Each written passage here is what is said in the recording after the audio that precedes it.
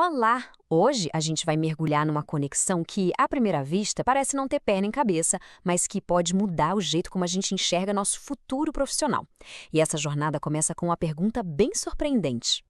Pois é, o que tem a ver uma coisa com a outra, né? O mundo da inteligência artificial, da automação, da conectividade total, o que isso tem em comum com uma das figuras mais marcantes da compaixão humana? A resposta é bem mais profunda do que parece, e é isso que a gente vai desvendar agora. Para a gente conseguir entender essa ligação que parece meio maluca, primeiro a gente precisa dar um passo atrás e olhar para a transformação gigantesca que está rolando agora mesmo no mundo do trabalho. A história do trabalho, como a gente conhece, é uma série de revoluções. Primeiro, a máquina a vapor, depois veio a eletricidade, aí a automação e agora a gente está na quarta. O ponto principal aqui, sabe qual é? A velocidade. O tempo entre uma e outra está cada vez menor. A mudança nunca foi tão, uau, tão rápida. E aí a gente chega na tal da indústria 4.0. E olha, não é só sobre robô em fábrica, não. É a mistura do mundo físico, do digital e até do biológico. Pensa em sistemas que conversam entre si, inteligência artificial que já sabe o que a gente vai querer. Isso muda tudo. O jeito que a gente vive, se conecta e, claro, o jeito que a gente trabalha. E nesse cenário todo, as máquinas elas ficam com as tarefas repetitivas, as mais previsíveis. E aí, o que sobra para nós, seres humanos? O que faz a gente ser insubstituível? Dá uma olhada nessa lista, são competências profundamente humanas. A tecnologia não está tirando o nosso lugar. Na verdade, ela está exigindo o que a gente tem de melhor. Vamos lançar um pouco.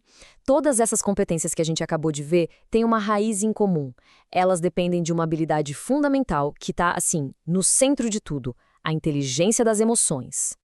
Mas o que é isso, afinal de contas? De um jeito bem simples, é a capacidade de entender e de lidar com as nossas próprias emoções e também com as emoções de quem está ao nosso redor. Não é sobre não sentir, tá?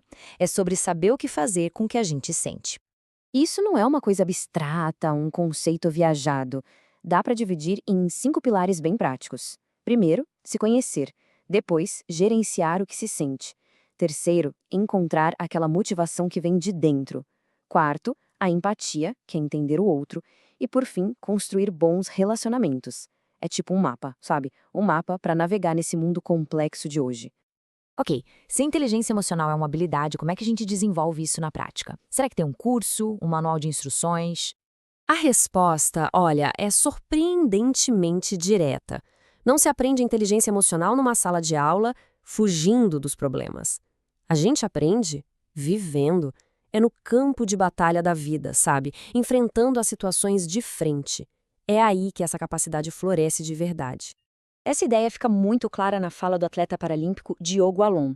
Ele descreve a inteligência emocional como essa capacidade de entender o próprio corpo, a própria cabeça e fazer com que isso não atrapalhe. É transformar a dificuldade em autoconhecimento, em força.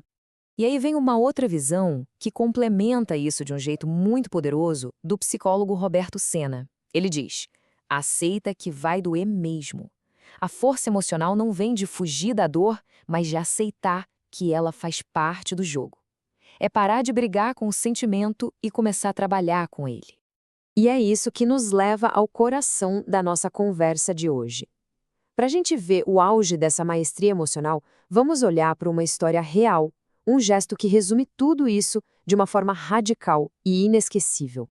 A história começa com uma dor muito profunda. Madre Teresa, que já era super conhecida pelo seu trabalho humanitário, recebe a notícia de que a mãe dela está morrendo lá na sua terra natal, a Albânia. Mas ela é impedida de voltar para se despedir.